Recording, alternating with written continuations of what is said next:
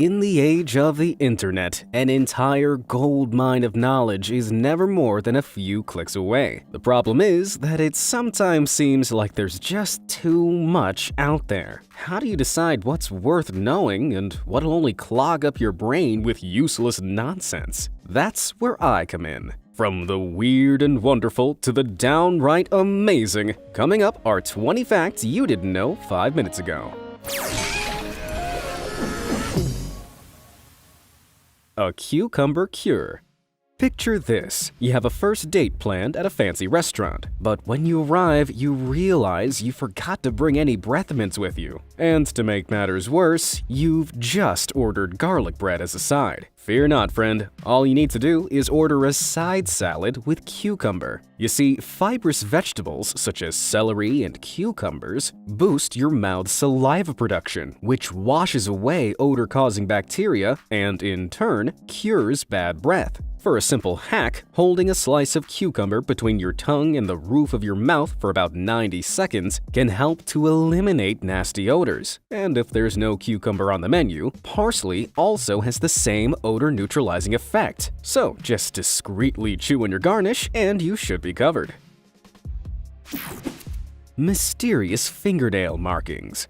Have you ever glanced down at your fingernails and noticed some bizarre white markings that weren't there before? This kind of discoloration is actually a common condition known as leukonychia. Most of the time, it doesn't signify anything serious, and there are a number of potential causes. The primary reason is as a result of injury to the nail bed, which can occur if you accidentally strike or pinch your nail. Because of the time it takes your fingernails to grow, you might not even recall the injury by the time any white spots show up. Leukonychia can also appear as an allergic reaction to cosmetic products like polish, gloss, hardener, or nail polish remover. Sometimes it can also mean your nails are deficient in certain minerals or vitamins, most commonly zinc or calcium. But unless your entire nail turns white and you experience any pain, these markings will usually go away on their own, so there's no reason to worry. Now that I've got you looking at your fingers, why don't you make them useful by heading on over to those like and subscribe buttons and showing them some love? See that little bell icon? You should totally tickle that too to make sure you're the first to know when I upload more amazing content. Now let's get back to boosting your brains.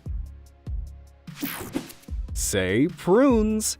Before you have your photograph taken, you should expect to hear the oh-so-familiar phrase, say cheese. But back in the day, prunes were on the menu instead. In the 1800s, most people weren't comfortable smiling due to a general lack of good dental hygiene, which meant they didn't have very attractive teeth. Having your photograph taken was also considered a luxury and was treated with a good deal of seriousness, meaning a big, cheesy grin was seen as childish. So, photographers in British studios in the 1840s told people to say prunes to keep their mouths taut instead. And that predates today's fish-faced pout by about 180 years. By the mid-20th century, photography had become much faster, cheaper, and more casual. Plus, people had better teeth. So when Kodak started making cameras in the US, which ordinary people could afford to buy, they marketed them with photographs of smiling faces. Former ambassador Joseph E. Davies was the one to come up with the idea to say cheese as the perfect formula for an instant smile. And the rest is history. A flaming hot invention. In 2019, Flaming Hot Cheetos were declared America's favorite snack brand for the third consecutive year. But what if I told you that the super addictive snack nearly didn't exist at all? In 1976, 18-year-old Richard Montañez was hired as a janitor at a Frito-Lay plant in Rancho Cucamonga, California. The position paid $4 an hour with benefits, and Montañez's wife filled out the application for him because he struggled to read and write. While on the job, Montañez noted that a broken machine on the Cheetos assembly line had spat out a batch of plain Cheetos without the cheese powder dust. Montañez took the Cheetos home and dusted them with chili powder. He credits the idea to a favorite snack, grilled corn dressed with lime and chili powder sold by a local street vendor. Montañez first pitched the idea to former PepsiCo CEO Roger Enrico over the phone and was given 2 weeks to prepare a presentation to the executive suite. Of course, it was an instant hit. Montañez went on to become an executive vice president at PepsiCo North America and is now a best-selling author and motivational speaker. What an inspiration!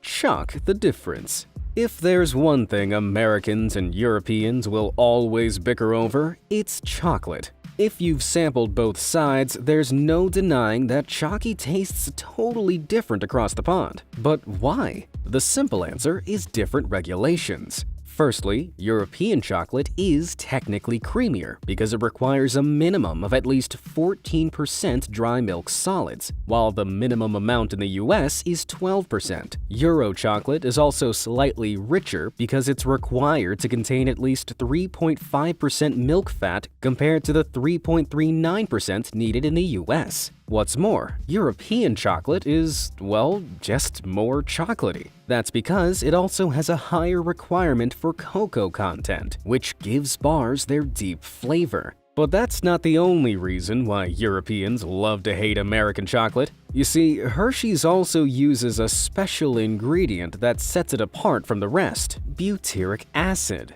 This ingredient makes the chocolate last longer on shelves, but also gives it that tangy flavor that many foreigners find off-putting. Does that settle the age-old Hershey's versus Cadbury debate for you? Let's start a healthy discussion about this unhealthy treat in the comments below. Which brand of chocolate do you personally prefer? And if you can think of any other foods that taste different in your country, go ahead and let me know. I'm genuinely interested.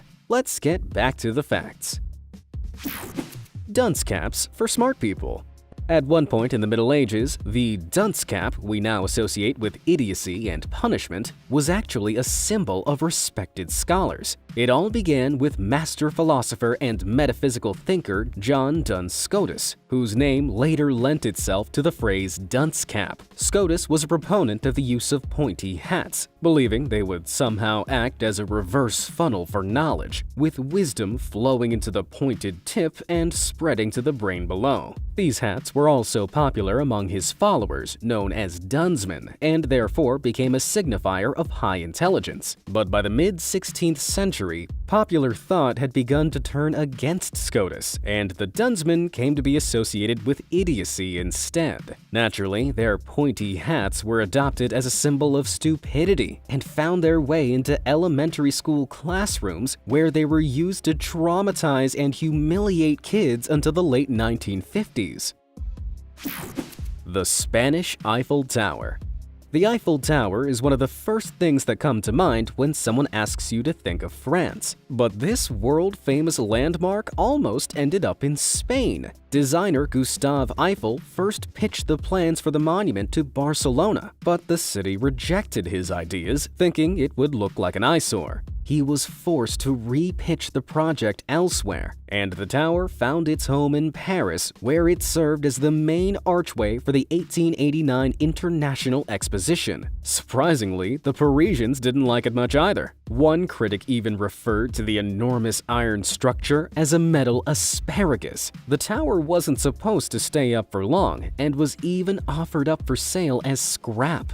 It was only spared because the French army found that its 984-foot height worked pretty well as a communications tower. Thankfully, this famously hated sculpture has since survived to become one of the world's most well-loved landmarks. Who needs kneecaps? Did you know that a baby's body has about 300 bones at birth compared to the 206 bones that adults have? Over time, the process of smaller pieces fusing together reduces the number of bones in the body. One seemingly crucial thing babies aren't born with is kneecaps. Instead, babies are born with a piece of cartilage that will eventually become a bony kneecap or patella. Cartilage, which can be found in the nose, ears, and joints, is flexible and gives structure where it's needed in the body. Most children's kneecaps began to ossify, that is, turn from cartilage into bone, between the ages of 2 and 6. Often, several pieces of cartilage will begin to harden into bone at the same time until the kneecap is one complete bone by the age of about 10 or 12. Being born with kneecaps could actually make the birthing process more difficult or could even result in birth injuries because bone is rigid and less flexible than cartilage. Isn't the human body smart? Space booze. Drifting 10,000 light-years from Earth in a constellation far, far away is a massive cloud of alcohol. The cloud, which was discovered in 1995 near the constellation Aquila, is 1,000 times larger than the diameter of our solar system. What's more, it contains enough ethyl alcohol to fill 400 trillion pints of beer.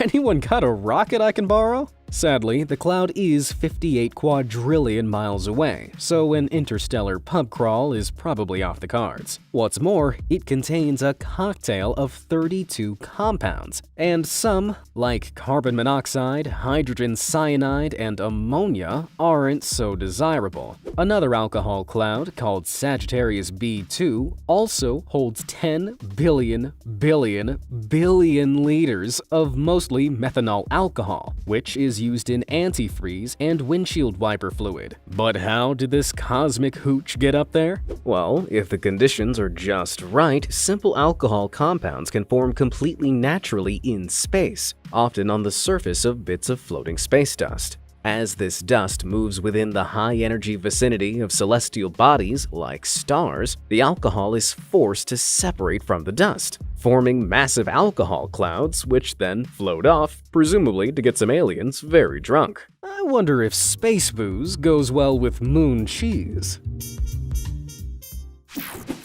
Use your head. How many times have you parked your car in a parking lot and walked away only to realize you forgot to lock it? Instead of retracing your steps towards the car until it's in range, there's one simple way to reach your car from further away. Hold the metal key part of your key fob against your chin, then press the lock button. You might look slightly weird while doing it, but you'll be grateful when it saves you a few extra steps. The trick works by turning your head into an antenna, according to Silicon Valley radio engineer Tim Pozar. With all the fluids in your head and the electrical currents flowing in your body, your noggin ends up being a pretty decent conductor. It won't work across great distances, but using your head can actually extend the key's wireless range by a few car lengths. Battery hack. Most modern smartphones are supposed to have a great battery life, but it seems to me like they're always dying when you need them the most. Thankfully, there's one super simple way you can make the most out of your remaining juice. If, like most people, you carry your smartphone around in your pocket, then part of the problem might be that your pocket is too warm. You see, cell phone batteries do actually last a bit longer if they're kept cool. The average 98.6 degrees Fahrenheit body heat of a human being when transmitted through a cloth pocket to a cell phone inside is enough to speed up chemical processes inside the phone's battery. As a result, it runs down at a faster rate. The simplest way to keep your phone cooler is to carry it inside your bag or on a belt clip instead. And if you ever find yourself away from home without a charger, you can switch off your phone and pop it in the refrigerator to slow the battery losing charge. I don't recommend using the freezer though. Surprising salmon. Salmon is one of the most popular seafoods in the world, but if you've ever prepared the fish yourself, then you'll have probably run into the issue of that white funky stuff that seems to appear when you cook it. Most people assume it's just fat, but the white gunk you see oozing from your dinner is actually a simple protein called albumin. Whether boiled, baked, fried, or barbecued, the substance will still appear. Albumin lives in fish in liquid form and appears when the muscle fibers are heated and they contract, pushing out the white-colored protein. Although it's totally safe to eat, some people find it unsightly. To try and remove albumin, you can either blot the cooked fish with a paper towel or brine it before cooking. To brine your fish, just give it a quick soak in a blend of sea salt and water, which should help to relax and dissolve the muscle fibers and minimize the appearance of albumin. Giggling rodents. Rats aren't the most conventionally cute animals, but their reputation as disgusting vermin seems a little harsh, especially when you learn that they're ticklish. A study conducted in 2016 was able to pinpoint the tickle center of the mammalian brain, showing for the first time that stimulating neurons in that particular region can elicit a series of ultrasonic squeaks that are too high to be heard by human ears. Shinpei Ishiyama, a neuroscientist at the Humboldt University of Berlin, noted that the rats not only return over and over again to the place where they were tickled, but that tickling their bellies also triggers the neurotransmitter dopamine in the key reward-related brain circuits in the rodents. If that wasn't enough to prove that they love being tickled, rats also show a classic display of positive emotion found in many species, such as dogs, foxes, and even human children, called joy jumps. True to their name, this involves leaping into the air with both legs together. Talk about a cuteness overload! Disappearing socks. During a clothes wash, socks seem to creep into the yawning abysses of the laundry drum, never to be seen again. But where do they really go? There are actually a couple of explanations for their mysterious disappearance. If you have a top-loader machine, a sock could sneak into the crevice between the inner and outer drums, then get snagged in the water drain or pump as a result of overloading the appliance. It's also possible for a sock to get stuck underneath the spinning agitator. For front-loading washers, though, a rogue sock might get lodged just underneath the rubber water seal, known as the gasket. And if you pull this part back, you could find a goldmine of lost socks. Even if socks do make it to the dry cycle, they can be easily victimized by static electricity and get stuck to the inside of pant legs or other materials during the folding process. In short, no, there isn't a sock-eating monster in your washing machine. Waterfall wonders. Niagara Falls is pretty big, but it's far from the biggest waterfall known to man. Some claim Angel Falls in Venezuela is the world's tallest, with a staggering height of 3,212 feet and a plunge of 2,648 feet. But that doesn't even come close to the truth. The Denmark Strait is more than 3 times the height of Angel Falls, and it can be found in the ocean. That's right. This mammoth waterfall, located near the southern tip of Greenland, begins 2,000 feet under the ocean surface and plunges to a depth of 10,000 feet, a nearly 2-mile drop. What's more, the Denmark Strait carries an estimated 123 million cubic feet of water per second. That's equivalent to almost 2,000 Niagara Falls at peak flow. But how can a waterfall happen underwater? Simply put, cold water is denser than warm water. In the Denmark Strait, southward flowing frigid water from the Nordic seas meets warmer water from the Irminger Sea. The cold, dense water quickly sinks below the warmer water and flows over the huge drop into the ocean floor, creating a downward flow that goes completely undetected without the aid of scientific instruments. An iPhone secret.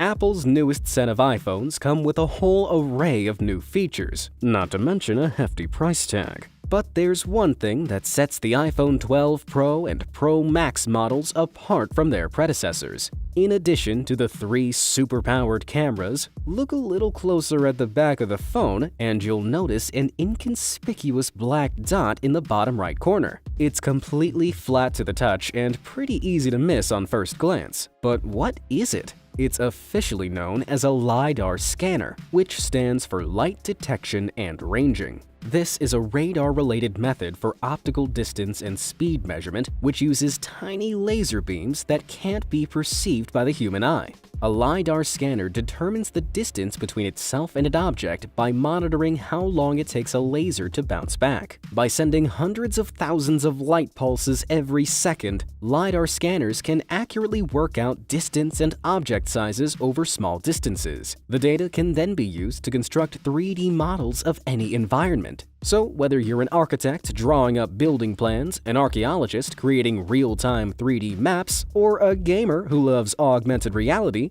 this swanky new scanner could revolutionize the way we use our phones. Old school sunglasses. Sunglasses, as we know them today, were first invented sometime in 12th century China. The primitive frames were a crude slab of roughly shaped smoked quartz made to block out the sun. The darkened lenses were only available to the very rich. They weren't vision corrected and didn't offer protection against harmful UV rays. But they did help to hide emotions from others while talking. This was particularly handy for Chinese judges at the time, who routinely wore smoke-colored quartz lenses which allowed them to conceal their true feelings and seem emotionally detached while questioning the accused. But centuries before Chinese judges found a use for sunglasses, rudimentary snow goggles had been used by Inuit and Yupik communities. These snow goggles would be made from driftwood, ivory, or bone with a slit cut into them and protected the eyes from sunlight reflecting off bright white snow. I guess they had permanent cinemascope vision too. No fancy riding.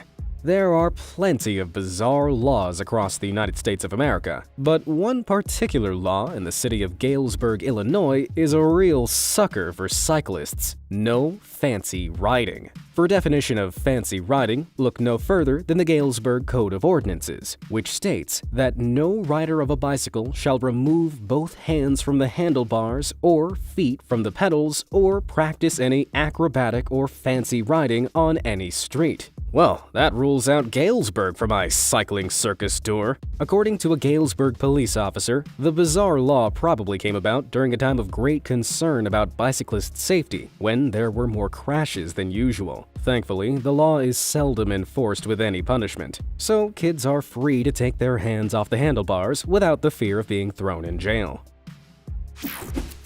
Life-saving foil seals. Ever wondered why pill bottles have protective foil seals beneath the lid? You might assume it's there to keep the pills airtight, but the real reason is far more morbid. On September 29, 1982, Mary Kellerman took a Tylenol for a cold. A few hours later, she was dead. That same day, Adam Janus died in exactly the same circumstances. When his brother and sister-in-law visited and developed headaches, they took Tylenol from the same bottle, and both perished within the next 2 days. In the days that followed, 3 more people suffered the same mysterious fate. By early October, investigators discovered that the pills the victims took were laced with cyanide. Over 31 million bottles of Tylenol were recalled, and a couple more deadly bottles were found on shelves in the Chicago area. Someone had taken the bottles off the shelves, put cyanide into the pill capsules, and then placed them back. The criminal was never caught, but the following year, U.S. Congress published the Tylenol bill, making it a federal offense to tamper with consumer products. And in 1989, the FDA established federal guidelines for manufacturers to make all such products tamper-proof, which included protective foil seals. Ancient apples.